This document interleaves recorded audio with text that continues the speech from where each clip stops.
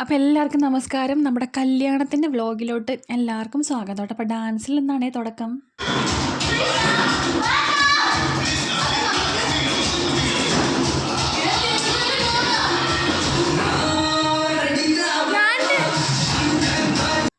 കല്യാണം ഉറപ്പിച്ചപ്പോൾ തുടങ്ങിയ ഡാൻസിൻ്റെ പരിപാടി ആലോചിച്ച് കല്യാണത്തിന് 2 ദിവസം മുന്നേ കേട്ടോ ഞങ്ങൾ ഡാൻസ് പഠിച്ചത്. അപ്പോൾ അതുകൊണ്ട് അതിൻ്റെതായ കുറവുകളൊക്കെ ഞാൻ വരുത്തിയിട്ടുണ്ട്. അത് നിങ്ങൾ നന്നായിട്ട് കളിച്ച് കേട്ടോ. അങ്ങനെ രാവിലെ, അതായത് ഒരു 8 മണിയായപ്പോഴത്തേക്കും, അതായത് കല്യാണത്തിൻ്റെ അന്നത്തെ ദിവസത്തെ കാര്യമുണ്ട് ഞാൻ പറയണത്. കല്യാണത്തിൻ്റെ അന്ന് രാവിലെ വൈകുന്നേരമായിരുന്നു കേട്ടോ നമ്മുടെ കെട്ട് കുർബാന. അപ്പോൾ അതുകൊണ്ടിട്ട് രാവിലെ വെട്ടത്തിനേ ഡാൻസ് പഠിക്കാൻ തുടങ്ങി. ഒരു മണിക്കൂർ ഞങ്ങൾ പ്രാക്ടീസ് ചെയ്തിട്ടാ. ബ്രിസ്റ്റോ എപ്പോഴും പറയും, അമല ചേച്ചി താൻ കല്യാണത്തിന് ഡാൻസ് കളിക്കണം കേട്ടോ എന്ന് പറയുമ്പോൾ ഞാൻ പറയും, കളിക്കാടാ, അതിനെന്താ കളിക്കാന്ന് പറയും കേട്ടോ. പിന്നെ അവസാനമായപ്പോഴത്തേക്ക് എനിക്ക് ചെറിയൊരു മടി വന്നു കേട്ടോ. പിന്നെയും അവസാനമായപ്പോൾ അവൻ പറഞ്ഞു, ചേച്ചി കളിക്കണം കേട്ടോ എന്ന് പറഞ്ഞത് കൊണ്ടിട്ട് നിർബന്ധം കാരണം ഞാൻ കളിച്ചതാണ് കേട്ടോ. അങ്ങനെ കളിച്ചു. പക്ഷെ ഞാൻ കുറേ തെറ്റിക്കുകയും ചെയ്തേ. അതിനുശേഷം നമ്മൾ ഡാൻസ് പ്രാക്ടീസൊക്കെ കഴിഞ്ഞിട്ട് ഉച്ചക്കത്തെ ഭക്ഷണമൊക്കെ കഴിച്ച് അതിനിടക്ക് എന്നിട്ട് പെട്ടെന്ന് റെഡി ആവാൻ വേണ്ടി പോയി കേട്ടോ.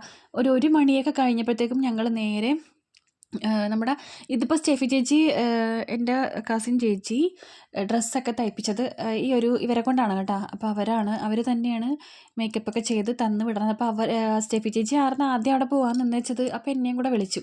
ഞാൻ വേറൊരിടത്ത് പോകാൻ നിൽക്കണതായിരുന്നു. പിന്നെ വേണോ വേണ്ടയോ എന്നുള്ളൊരു കൺഫ്യൂഷനിൽ ഇരിക്കുമ്പോഴാണ് അയാൾ പറഞ്ഞത്, നീയും ഇങ്ങോട്ട് പോരി മക്കളെയുമായിട്ട്, അപ്പം നമുക്ക് ഇവിടെ നിന്ന് ഒരുമിച്ച് റെഡിയായിട്ട് ഇറങ്ങാമെന്ന്. അങ്ങനെ ഞങ്ങൾ 1 മണിയായപ്പോഴത്തേക്കും അവിടെ ചെന്ന് കേട്ടോ. ആദ്യം തന്നെ നമ്മുടെ പൊന്നിക്കുട്ടീനെ മേക്കപ്പൊക്കെ ചെയ്തു. അതിനുശേഷം രണ്ടാമത് ആമിക്കുട്ടീനെ മേക്കപ്പ് ചെയ്തുകൊണ്ടിരിക്കുന്നു. അപ്പോൾ ഈ ഇരിക്കുന്ന ആൾക്കാരൊക്കെ ഓരോരുത്തരായിട്ട് ചെയ്യാനുള്ള ആൾക്കാരാണ് കേട്ടോ. അത്യാവശ്യം തട്ടിക്കൂട്ടിയുള്ള മേക്കപ്പൊക്കെ എനിക്കറിയാം. എങ്കിൽ പോലും കല്യാണമല്ലേ, അപ്പം ഇച്ചിരി തിളങ്ങി നിൽക്കണമല്ലോ. പിന്നെ ഞാൻ പ്രത്യേകം പറഞ്ഞിട്ടുണ്ടായിരുന്നു കേട്ടോ, അധികം അങ്ങനെ പൊട്ടി വേണ്ടെന്ന്. പിന്നെ ലിപ്സ്റ്റിക്ക് വേണമെന്ന് പറഞ്ഞിട്ടുണ്ടായിരുന്നു. കാരണം ലിപ്സ്റ്റിക്ക് കുറച്ച് കട്ടിക്ക് വേണം. എനിക്കതില്ലാതെ ജീവിക്കാൻ പറ്റില്ല. വേറെ ഒന്നും ഇല്ലെങ്കിലും കുഴപ്പമില്ല.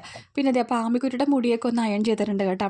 പിന്നെ ആമിക്കുട്ടിയുടെ മാത്രമല്ല, ആലുവിൻ്റെയും ആമിയുടെയും സ്റ്റെഫി ചേച്ചിയുടെയും നമ്മുടെ പൊന്നുവിൻ്റെയും അനികയുടെയും ഒക്കെ ചെയ്തിട്ടുണ്ട്. അവസാനമായപ്പോഴത്തേക്കും ഞാൻ പറഞ്ഞു, എൻ്റെത് അങ്ങനെ അയൺ ചെയ്യേണ്ടെന്നാണ് പറഞ്ഞത്, പുട്ടപ്പ് ചെയ്ത് കെട്ടാനായിട്ടാണ് പറഞ്ഞത്. പക്ഷേ അവസാനം കറങ്ങി തിരിഞ്ഞ് എൻ്റെതും അയൺ ചെയ്യേണ്ടി വന്നു കേട്ടോ. അപ്പോൾ ആമിക്കുട്ടിയുടെ ഡ്രസ്സൊക്കെ ഇട്ട് മേക്കപ്പൊക്കെ കഴിഞ്ഞപ്പോഴത്തേക്കും അവർ തന്നെ ചെയ്ത ചേച്ചിമാരല്ല, അനിയത്തിമാരാണോ ചേച്ചിയാണോ എന്ന് എനിക്കിപ്പോൾ ഒരു പിടുത്തമില്ല. അവർ തന്നെ ഫോട്ടോസൊക്കെ എടുക്കണതാണ് കേട്ടോ. അപ്പോൾ അതാണ് അയാൾ ആ സ്റ്റെപ്പിൻ്റെ അവിടെ പോയി കൈയൊക്കെ ഇങ്ങനെ താടിക്ക് കൈയൊക്കെ കൊടുത്ത് അങ്ങനെ ഇരിക്കണത്. ഇത് സ്റ്റെഫി ചേച്ചിയുടെ മൂത്ത മോളാണ് അനിക, 10ലാണ് കേട്ടോ പഠിക്കുന്നത്. അപ്പോൾ ആളുടെ കഴിഞ്ഞു. അടുത്തത് ആലു കയറി, ആലുവിൻ്റെയും കഴിഞ്ഞു. അത് കഴിഞ്ഞ് സ്റ്റെഫി ചേച്ചി കയറി, സ്റ്റെഫി ചേച്ചിയുടെയും കഴിഞ്ഞ് ഏറ്റവും അവസാനമായിരുന്നു കേട്ടോ ഞാൻ മേക്കപ്പൊക്കെ ചെയ്യാൻ വേണ്ടിയിട്ട് ഇരുന്നത്. എല്ലാവരുടെയും മുടിയൊക്കെ ഇങ്ങനെ സ്ട്രെയിറ്റൻ ചെയ്ത് കിടക്കണ കാണുമ്പോൾ എനിക്കിഷ്ടമാണ്. എനിക്കും ചെയ്യണമെന്ന് താല്പര്യമൊക്കെ ഉണ്ട്. പക്ഷേ ഇല്ലേ, എനിക്ക് ഒന്നാമത് മുടിക്കൊട്ടുള്ളില്ല. പിന്നെ അതുപോലെ തന്നെ എനിക്ക് ചെയ്താൽ അതൊരു ഇണക്കം തോന്നില്ല. ഒന്നാമത് കോലാപ്പി പോലത്തെ മുഖമാണ്. ഇപ്പം ഇച്ചിരി ഇങ്ങനെ വണ്ണം വെച്ചിരിക്കുന്നത് കൊണ്ടിട്ടാണ് ഇങ്ങനെ മുഖം ഇത്തിരി ഇതായിട്ടിരിക്കണത്. മറ്റേത് ക്ഷീണമാകുമ്പോഴത്തേക്കും ഇങ്ങനെ കോല് പോലെ ഇരിക്കും.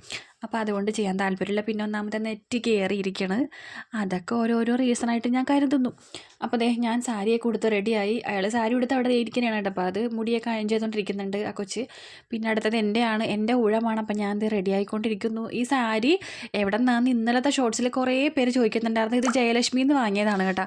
പിന്നെ ഒരുപാട് അങ്ങനെ വലിയ വിലയൊന്നുമില്ല, 1300 രൂപയുള്ളൂ കേട്ടോ. ഞാനങ്ങനെ അധികം അങ്ങനെ വിലയുള്ളത് എടുക്കാനിട്ടാണ് മനഃപൂർവ്വം. കാരണം എന്ന് വെച്ചിട്ടുണ്ടെങ്കിൽ നമ്മളെപ്പോഴും സാരി ഉടുക്കാറില്ല. ചുരിദാറാണെങ്കിൽ പിന്നെയും വേണ്ട, സാരി അങ്ങനെ ഉടുക്കലില്ലല്ലോ. വല്ലപ്പോഴും ചിലപ്പോൾ പള്ളിയിൽ പോകാനോ അല്ലെങ്കിൽ എന്തെങ്കിലും പരിപാടി വരുമ്പോഴൊക്കെ അല്ലാതെ നമ്മൾ പിന്നെ എപ്പോഴും യൂസ് ചെയ്യണത് ചുരിദാറല്ലേ. അപ്പോൾ അതുകൊണ്ടിട്ടാണ് അത്രയും കുറവിൻ്റെ സാരി എടുക്കണം. പക്ഷെ കണ്ടാൽ പറയില്ലല്ലേ, ഇച്ചിരി നല്ല ഒരു എന്താ പറയുക, ഒരു 2000 ഒക്കെ തോന്നുന്നു എനിക്ക് മനസ്സിൽ. എനിക്ക് തോന്നുന്നു 2000 ഒക്കെ പറയുമെന്ന്. കാരണം 1300 ഞാൻ കുറേ പേരോട് പറഞ്ഞിട്ട് അങ്ങനെ ആരും വിശ്വസിച്ചില്ല കേട്ടോ. പിന്നെ സ്റ്റെഫി ചേച്ചിയുടെയൊക്കെ സാരിക്കൊക്കെ നല്ല വിലയുണ്ട് കേട്ടോ. പിന്നെ നമ്മുടെ ആമിക്കുട്ടിയുടെയും ആലുവിൻ്റെയൊക്കെ ഡ്രസ്സിനൊക്കെ വിലയുണ്ട്. ഞാൻ മാത്രം കുറച്ച് ഇങ്ങനെ ആയെന്നേ ഉള്ളൂ.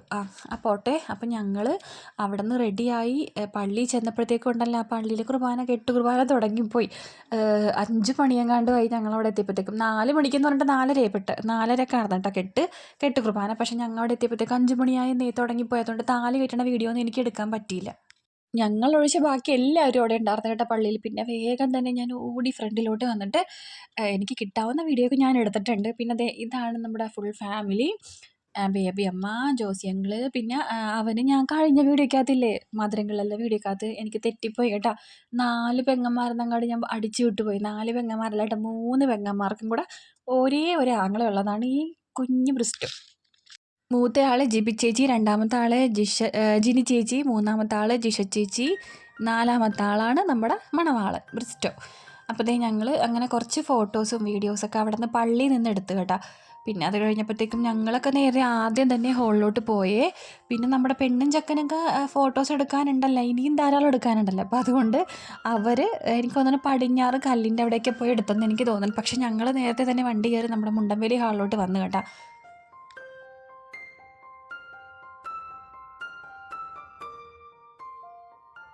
പിന്നെ ഹാളിൻ്റെ പുറത്ത് വെൽക്കം ഡ്രിങ്കും പിന്നെ അതുപോലെ തന്നെ നമ്മുടെ സ്റ്റാർട്ടറൊക്കെ ഉണ്ടായിരുന്നു കേട്ടോ. കുഞ്ഞി സമൂസയാണ് എന്ന് തോന്നണം എനിക്ക്, അതേപോലെ തോന്നിയത്. പിന്നെ നഗറ്റ്സ്, പിന്നെ അപ്പുറത്ത് അപ്പമൊക്കെ ചുടുന്നായിരുന്നുണ്ടായിരുന്നു ചൂടായിട്ട്. ഇപ്പോൾ 3 തരത്തിലുള്ള ഡ്രിങ്ക് ഉണ്ടായിരുന്നു. കുമ്മട്ടിക്ക, പിന്നെ അതുപോലെ തന്നെ പൈനാപ്പിള്. കുമ്മട്ടിക്ക എന്ന് പറയുമ്പോഴത്തേക്കും കുറേ പേര് കുമ്മട്ടിക്ക എന്താണെന്ന് ചോദിക്കുന്നുണ്ട്. കുമ്മട്ടിക്ക എന്ന് പറഞ്ഞാൽ നമ്മുടെ വാട്ടർ മെലൺ, പിന്നെ അതുപോലെ തന്നെ പൈനാപ്പിള്, പിന്നെ ഓറഞ്ച്. അങ്ങനെ ഞാൻ ആ 3 ജ്യൂസും ടെസ്റ്റ് ചെയ്ത്. കാരണം എന്ന് വെച്ചിട്ടുണ്ടെങ്കിൽ ദാഹിച്ചിട്ട് വയ്യായിരുന്നു, തൊണ്ട ഉണങ്ങിയിരിക്കണമായിരുന്നു. പിന്നെ അത് കഴിഞ്ഞപ്പോഴത്തേക്കും നഗറ്റ്സൊക്കെ എടുത്ത് കഴിച്ചു കേട്ടോ. അത് കഴിഞ്ഞ് നേരെ പിന്നെ കുറച്ചധികം നേരം വൈകിട്ടാണ് അവർ പള്ളിയിലേക്ക് നമ്മുടെ ഹാളിലോട്ട് വന്നത്. അപ്പം ഞങ്ങൾ അത്ര നേരം അവിടെ ഇവിടെയൊക്കെ ഇങ്ങനെ കറങ്ങിയൊക്കെ നടന്നേച്ച്.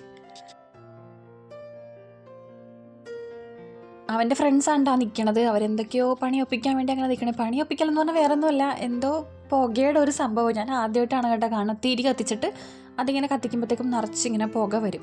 അപ്പോൾ അവരെ വെയിറ്റ് ചെയ്ത് നിൽക്കണ കണ്ടത്. അങ്ങനത്തെ നമ്മുടെ പെണ്ണും ചെക്കനും വന്നപ്പോഴത്തേക്ക് അവരതൊക്കെ കത്തിച്ച് കേട്ടോ. അങ്ങനത്തെ ജിപ്പി ചേച്ചിയും ചേട്ടനും കൂടിയാണ് നമ്മുടെ അതുങ്ങളുടെ, അതായത് പെണ്ണും ചെക്കൻ്റെയും കഴുത്തിൽ പൂമാലയൊക്കെ ഇട്ടിട്ട് ഹാളിലോട്ട് കൈപിടിച്ച് കയറ്റാൻ പോണ സീനാണ് ഈ കാണുന്നത്.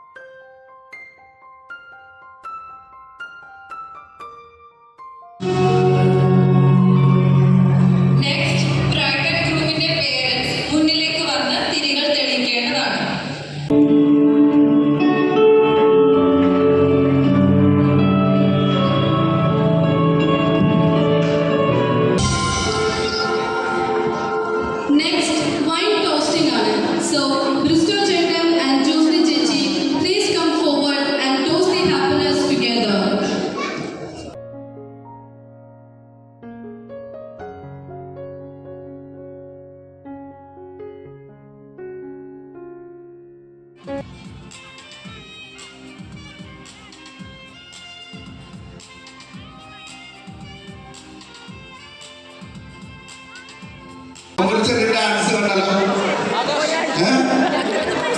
എല്ലാവരോടും കൈയടിച്ച് നമ്മൾ ചെറിയ ഡാൻസ്. ചിന്നു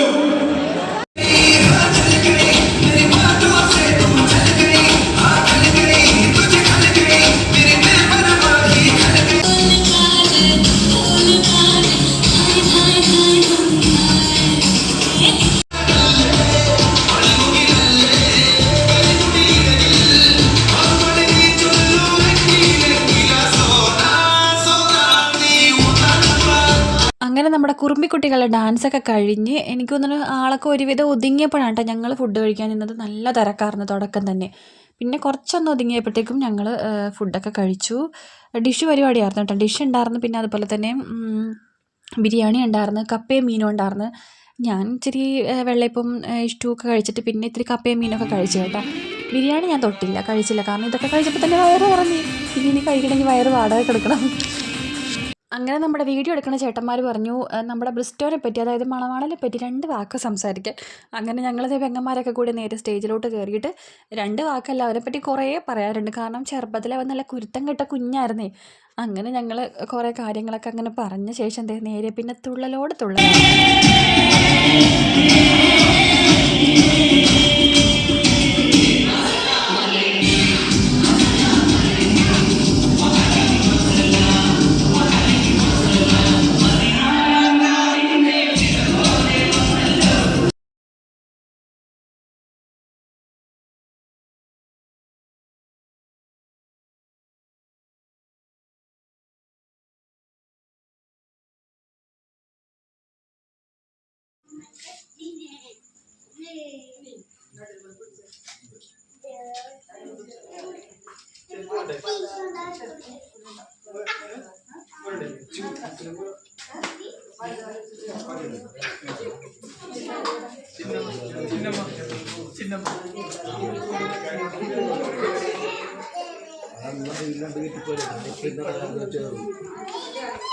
അങ്ങനെ ദേ മണവാട്ടിയുടെ കയ്യിൽ തീരിയൊക്കെ കത്തിച്ചതേ വലത് കാൽ വെച്ചിട്ട് അകത്തോട്ട് കയറാൻ കഴുത്തിൽ കൊന്തയൊക്കെ ഇട്ട് കൊടുക്കും കേട്ടോ, അങ്ങനെ കുരിശൊക്കെ വരച്ചിട്ടേ.